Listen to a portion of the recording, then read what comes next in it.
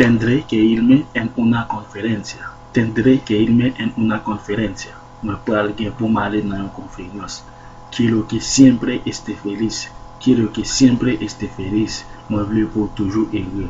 ¿Cómo fue la conferencia? ¿Cómo fue la conferencia? ¿Cómo conferencia no te? Había varias personas. Tenían un el mundo.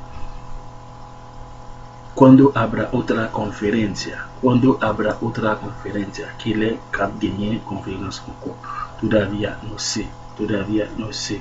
Moi pas connais. Cuando lo a été lo avisaré. Cuando lo a été lo avisaré. Les gains m'a fait connaître. Muchísimas gracias. Muchísimas gracias. Merci beaucoup. No la puedo molestar, está durmiendo. No la puedo molestar, está durmiendo. Moi pas qu'à déranger parce qu'elle a dormi. Estamos esperando el tren de las 10:30. Estamos esperando el tren de las 10:30. N'attendrons 10h30.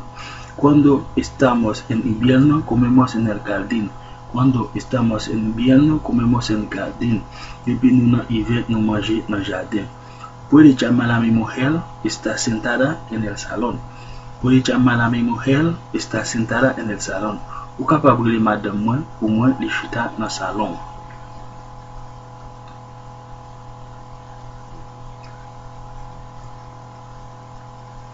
La habitación está reservada a mi nombre. La habitación está reservada a mi nombre. Chambre réservé su nombre. Estoy muy decepcionado. Todo está ocupado. Estoy muy decepcionado. Todo está ocupado. Montré d'ici parce que tout bagarre occupé. Tengo que explicarle el camino. Tengo que explicarle el camino.